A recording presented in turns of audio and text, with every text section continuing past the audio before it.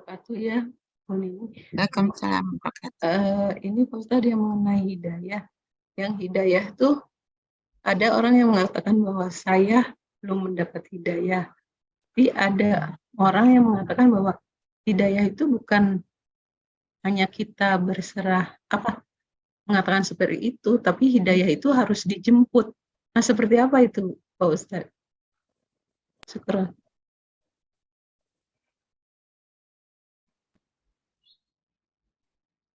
Begini ya, secara teorinya berdasarkan Al-Quran, tidak ada orang yang tidak dikasih hidayah oleh Allah. Tidak ada makhluk yang tidak dikasih hidayah oleh Allah. Kenapa? Karena Allah mengatakan alladzi khalaqa fasawwa walladzi qaddara fahada. Ya. Itu ya Allah katakan tuh. Allah yang telah menciptakan. Ya.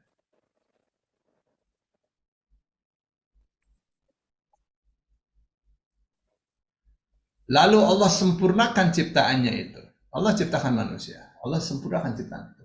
Mata dua dengan keistimewaan mata itu. Indra penciuman, indra perasa, indra pendengaran, ya bagaimana otak bekerja, semuanya ini disempurnakan oleh Allah ciptaan ini. Ya terus walladzi qaddara fahada di surah Al-A'la itu. Sabbihisma rabbikal a'la. Sabbihisma rabbikal a'la. Sucikanlah nama Tuhanmu yang maha tinggi. Alladzi khalaqa fasawwa, yang telah menciptakan lalu ia sempurnakan penciptaannya itu. Walladzi qaddara fahada, dan yang menentukan kadar masing-masing dan memberi petunjuk. Semua dikasih petunjuk lah. Ya, kalau misalnya ya di ayat yang di dalam surah ini ya, Allahumma shalli ala sayyidina Muhammad,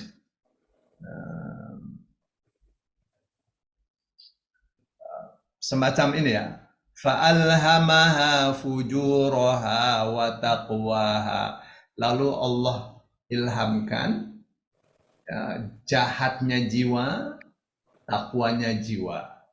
Ya. Jadi dikasih tahu ini yang takwa, ini yang jahat. Manusia itu secara umumnya begitu ya. Ya. Terus ada lagi ayat mengatakan alam naj'al lahu 'ainain, bukankah kami telah menjadikan untuk dia dua mata, walisanan wa syafatain, satu lidah, dua bibir, wahadainahun najdain, dan kami telah kasih hidayah kepada dia, petunjuk kepada dia akan dua jalan, jalan masuk surga, jalan masuk neraka. Cuma dikasih. Tapi yang ini pilih surga, ini pilih neraka. Jadi jangan katakan Allah tidak kasih petunjuk. Kamunya yang pilih neraka. Nah, jadi itu ya satu ya, secara teoritis begitu. Baik, terus yang kedua, hidayah itu ada dua macam.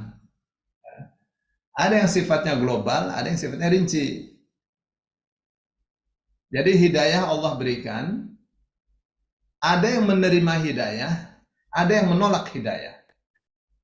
Bisa dipahami itu? Allah berikan hidayah itu. Tapi yang ini menerima, ini menolak. Bukan Allah tidak beri. Jadi jangan kalau kamu mengatakan tidak dapat hidayah, kamu menolak hidayah. Ya. Itu ya. Nah, terus hidayahnya ada dua. Yang satu namanya Islam, yang satu namanya Quran. Yang Islam ini hidayah global, Quran rinciannya. Jadi orang kalau sudah masuk Islam dia dapat hidayah.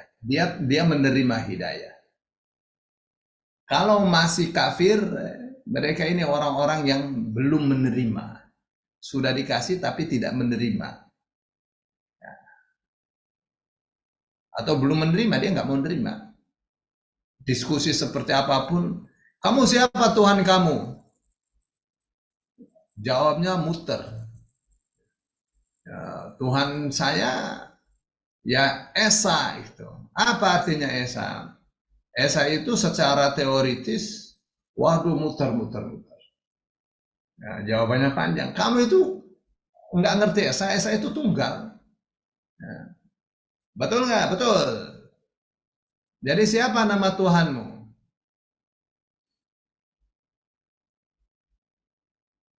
Dia mau katakan, ya dalam ajaran saya itu, ya Yesus, ya Allah, ya Roh Kudus. Ya jadi yang sebenarnya namanya siapa itu? Pusing. Ya, pusing. Tuhan kamu punya nama apa tidak itu? Punya, ya siapa namanya? Kalau dia katakan Yesus, jadi Yesus itu Allah bukan gitu. Allah, jadi sebenarnya Yesus dengan Allah itu sama apa tidak? Waduh, muter-muter. Ya, diingatkan seperti apapun berkelitnya luar biasa.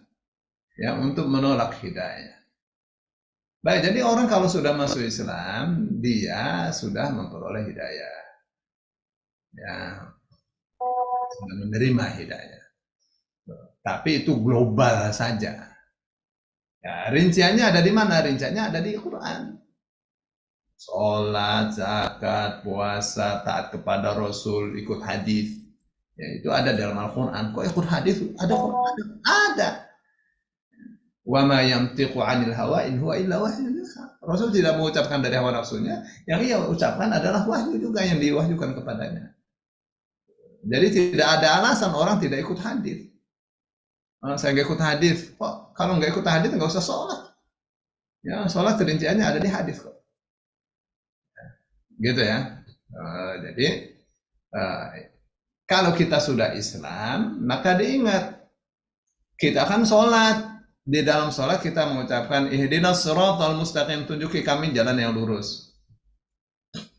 Dijawab nggak oleh Allah? Allah jawab, kamu berhak memperoleh hidayah yang lurus. Tapi di mana hidayahnya? Dzalikal kitabu la raiba fih. Tuh kitab itu tidak ada keraguan di dalamnya. Hudan lil muttaqin, hidayah bagi orang yang bertakwa. Jadi kamu kalau pengen hidayah, Quran tuh dikejar.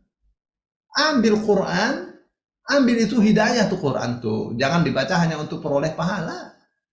Ya, Quran tuh sumber hidayah, sumber petunjuk. Difahami, diterapkan. Begitu ya. Ini yang kemudian orang katakan hidayah itu mesti dikejar. Hidayah ini, hidayah rinci. Ya.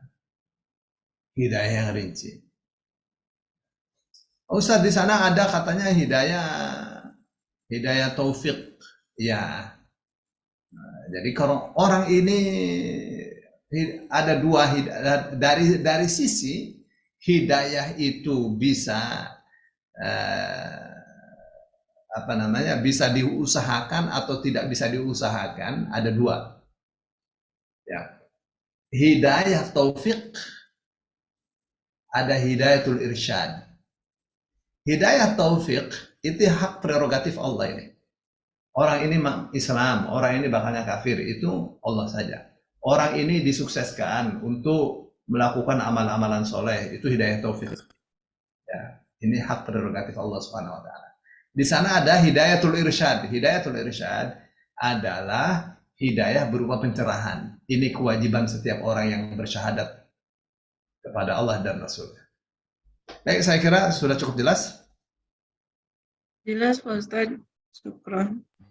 Al-Insan juga ya Ustaz, ayat 3 Al-Insan. Yang hidayah. Iya. Iya, inna hadainahu sabila imma syakira wa imma kafura. Sesungguhnya kami sudah kasih hidayah kepada dia. Akan jalan yang benar, tapi ada yang bersyukur, ada yang kufur. pilihan-pilihannya. Jadi manusia itu tidak boleh beralasan dengan takdir akan perbuatan jahatnya, akan kekufurannya. Tidak boleh. Habis berbuat jahat, ya habis Allah sih sudah takdirkan begitu. Itu namanya berbuat jahat menyalahkan Allah. Ya, nggak boleh. Ya, masing-masing harus mempertanggungjawabkan perbuatannya. Ya, manusia dikasih akal itu supaya apa? Supaya memilih perbuatannya. Dan atas pilihannya itulah manusia dimintai pertanggungjawaban. Begitu nggak? Mau pilih kafir boleh, boleh. Pilih iman boleh, boleh. Ya, karena itu pilihan. Faman syaa falyu'min wa man syaa falyakfur. Yang mau beriman silakan, yang mau kafir silakan. Tapi Allah katakan inna a'tadna lil kafirina. Gimana? Faman syaa falyu'min wa man syaa falyakfur. Inna a'tadna lil kafirina sa'ira.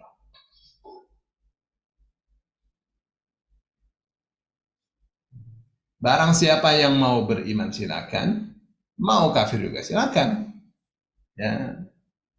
Inna a'tadna lidh-dhalimina naran ahata bihim suradiquha.